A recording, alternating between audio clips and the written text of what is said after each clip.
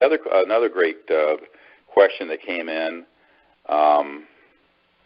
was, can you clarify for us the issue of whether all ETs are interdimensional, or are they, could there be the so-called grays that are actual real ETs in addition to the PLMs that are man-made, the program life forms, I think they meant, and made to look like the grays. So what this question is relating to is a bit of confusion. I'd refer folks to the paper I wrote, I believe it was in the mid-1990s, called ETs and the New Cosmology, and where it goes through this whole discussion of interstellar civilizations that can reach other star systems. Well, what that means, all those civilizations are by definition inter- or transdimensional. What do I mean by that? It means that if let's say you're from a star system 1,000 light years from Earth, which is 1% of the distance to the Milky Way galaxy, our own galaxy. If you're going to go from your star system to Earth, even at the speed of light, it'd take 1,000 years, and then 1,000 years to go back. Same thing for communication.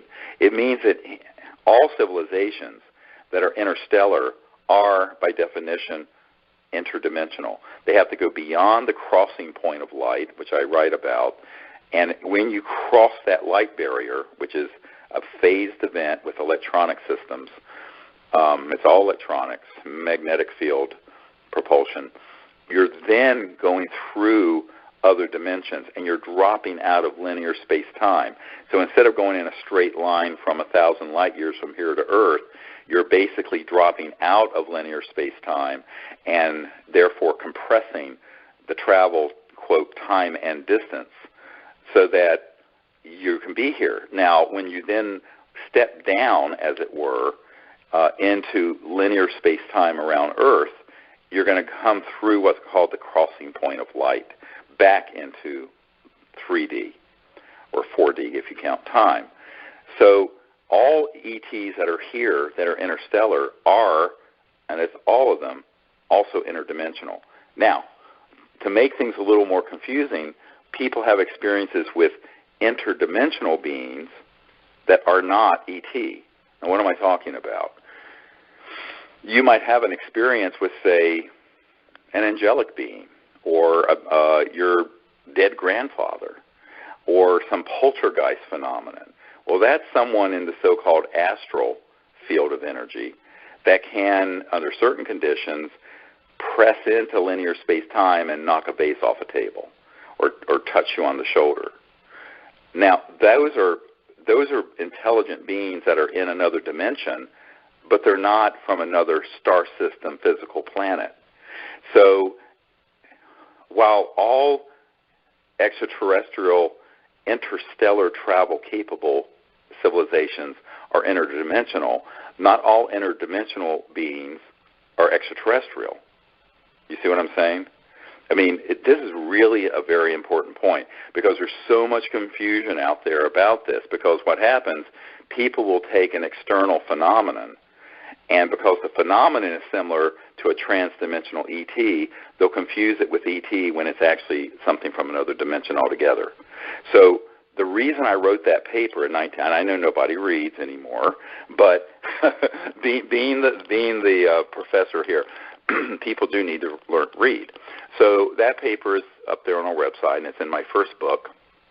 But it goes into some detail about this differentiation and the cosmology that involves space-time, interstellar travel, but also these other dimensions and how they're folded within each other, because that's how you reach discernment. Now, the questioner, I don't know who sent the question, was very correct in saying that then could it be that some of these so-called grays are real ETs and some may not be?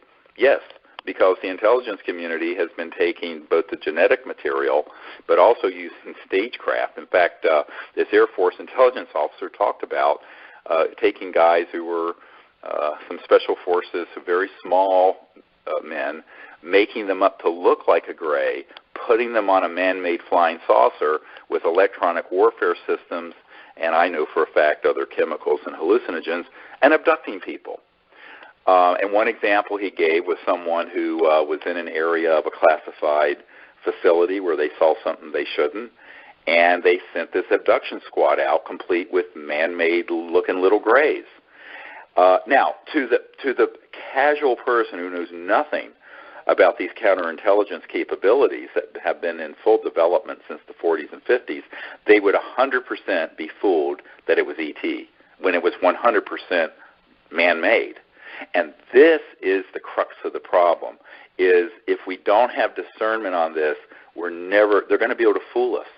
And it's sort of like The Who when they wrote, "We Won't Be Fooled Again." And they wrote that after, we were fooled into Vietnam and all this stuff.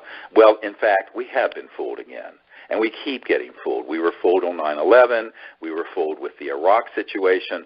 And unfortunately, we're about to be fooled on the cosmic flag if we don't wake up and begin to learn what these capabilities are that are man-made that can simulate an ET event. And you have to remember 60 years and trillions of dollars of our funding have gone into this false flag capability. And so that's very, very important that everyone understand that.